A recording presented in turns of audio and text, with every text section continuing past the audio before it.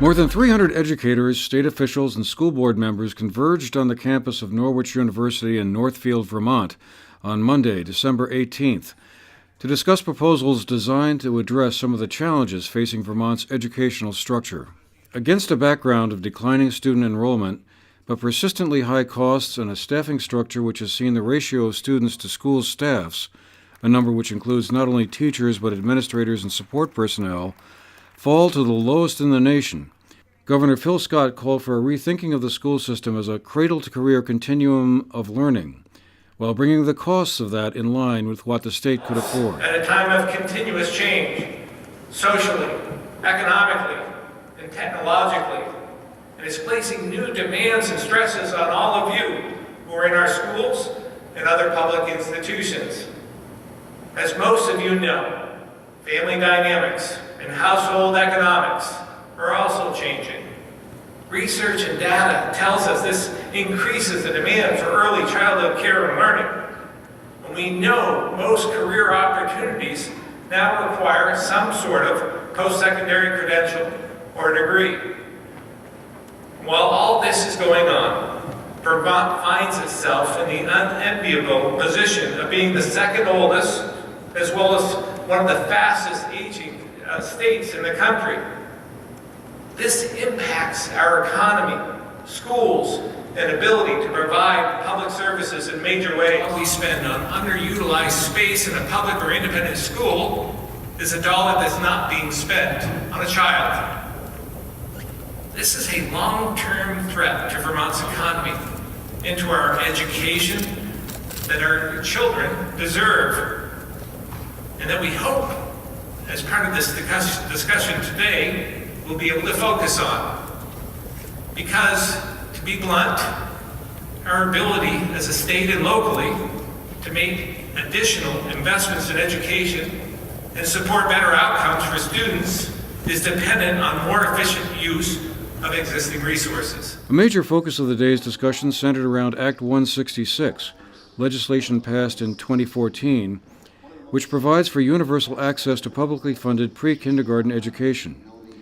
That, combined with two other pieces of legislation, Act 77, passed in 2013, which calls for creating more approaches to post-secondary education for high school students, and Act 46, which encourages school districts to consolidate and streamline their governance structures, formed the backdrop for framing discussions around how Vermont could create a high-performing system that met current realities.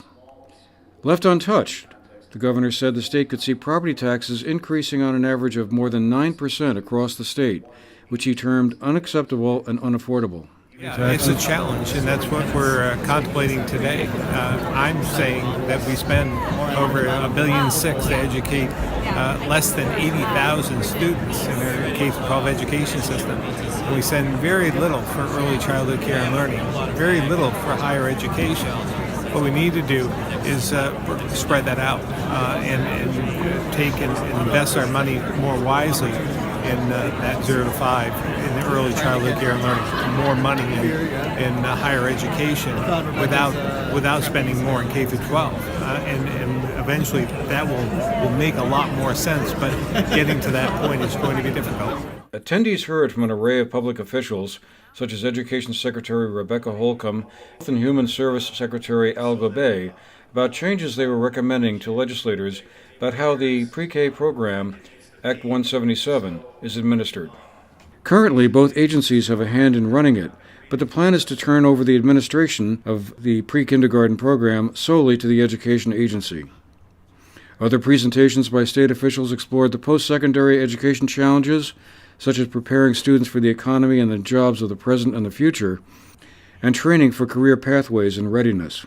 We talked briefly with Secretary Holcomb on the sidelines during one of the breaks about how she saw things going on some of the large education issues facing the state. I think that, and it takes time, and it takes hard work. I think as a state, we are at a point where people realize that the way our demographics are going, the way we're currently structured may or may not be serving our shared interests. And we need to remember we're all Vermonters. We all have a vested interest in a strong economic and civic life. It doesn't have to be massive. We're never going to be New York City, but we do need to be able to know that our Vermonters can live in our communities, they can support their families, and they can take care of their kids, and they can still participate in democratic life and not worry about whether they're going to be able to keep that roof over their head. And so for that, we know we need to provide better levels of skills to our kids, and we need to make sure that we're not just adding programs, but really asking tough questions about whether the way we're organized to deliver is the most efficient, effective way possible.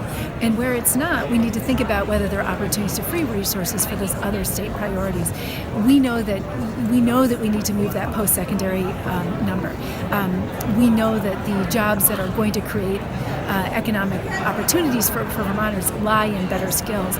We also know that to do that, we need to make that a priority. We need to figure out how to dedicate some resources to move that needle. Roundtable and panel discussions followed during the rest of the day, and during a lunch break, we had a chance to talk with some of the local delegation who were attending the conference and what their reactions and takeaways were. Of course.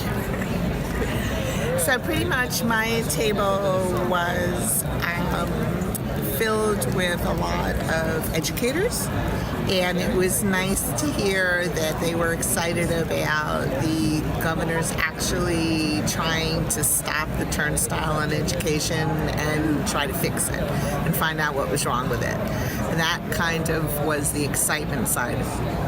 As far as the concerns, they all had the same concern pretty much that I did as well, that there was be a mandate by the Pathways Coordinator to try to define what path the students should take rather than let the students decide where they wanted to go, whether it failed or not, and see what they wanted.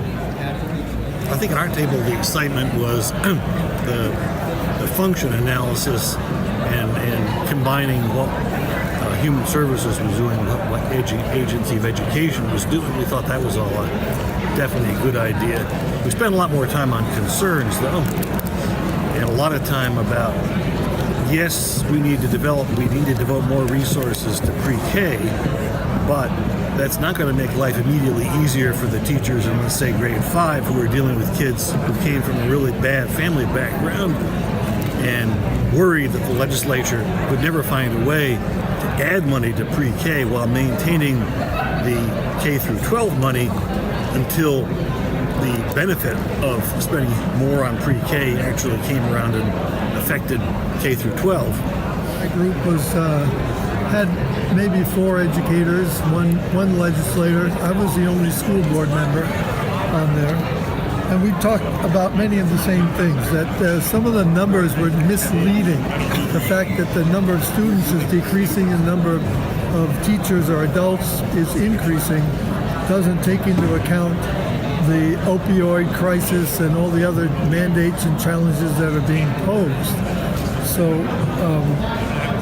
So the question was, we've got this proficiency-based learning project that has been presented to us without a mandate, and that we also have, we've just finished Act 46. So with this proficiency-based learning, we're finally getting back to focusing on education rather than on governance and administration and other issues. So the hope that we gave to our legislator was, I know you guys want to do something when you get back.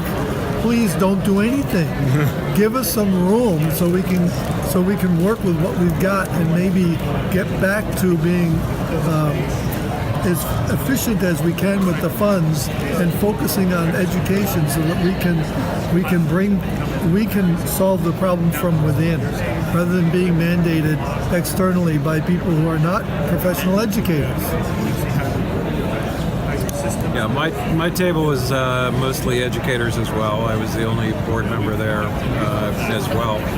And I think, there definitely was a real appreciation, and people thought that some of the things that were coming out from the presentations today were a little bit different, and, felt very good about things like talking about, Herb brought up the taking a functional look at the system instead of continuing to look at each of the silos, having the the head of the agency of health services, together with the agency of education head, and talking about working together to figure out how to avoid people essentially getting in each other's ways and tripping over each other to try to perform things, to actually have a more thought out process,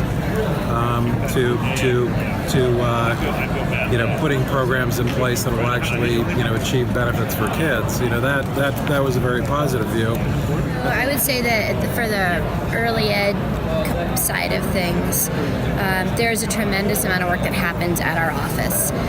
It does take a lot of time, a lot of administrative time. There was duplicate work done, and it was very, very confusing for both folks at the superintendent's office and the partner programs. The way their response to that is really appropriate, in the sense trying to streamline it, reduce the impact on everyone involved, and try to make it a cleaner, more organized process. I think that one of the huge issues that's been not discussed as it relates to Act 166 is the inequity that arises regarding special education services for students.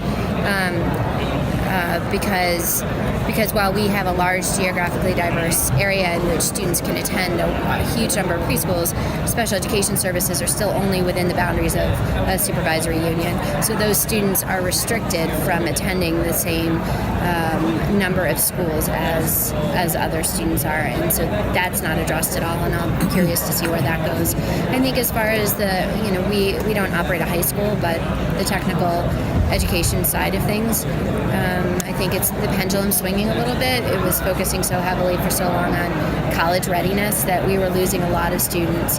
The idea of putting some energy back into really strong, rich technical programs that provide opportunities for kids is a good step. It'll be interesting to see how it plays out.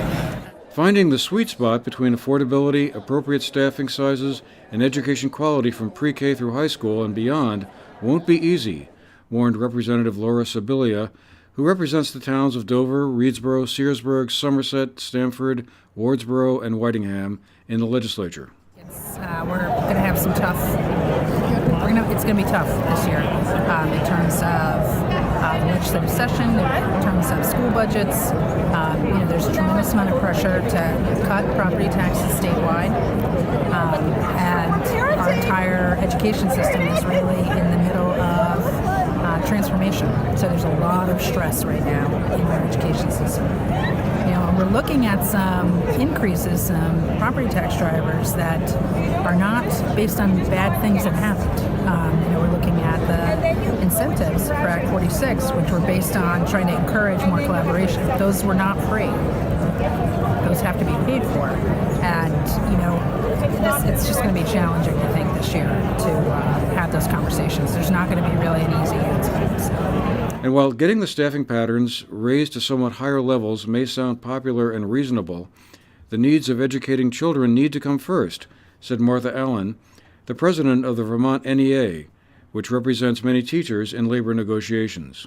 Well, right size is also a term that I wouldn't necessarily use in that descriptor, but that's kind of a good talking point and a one-size-fits-all kind of an answer coming from the governor's office. But I think that every school district is it's up to them, and school districts have been laying people off. They have been cutting staff because of attrition over the years, and I think that they're doing what they need to do on an individual district basis. Students are first. So if a student needs extra support from an adult in a school building, we totally support that. What we want is our kids, who more and more are suffering from adverse childhood experiences, ACEs, more and more experiencing that, as you've heard today. People brought that up more than once. Those children don't have a lot of adult supervision in a consistent way at home. And our schools are providing all kinds of social services to those children now. So if you're going to say that you want to deal with a situation with children suffering from trauma on the one hand, and cut adult staff on the other hand, that's a problem for us. But also, Vermont NEA is not in charge of hiring and firing. That's a school district thing. We have no control over that. For the GNET TV News Project, I'm Andrew McKeever.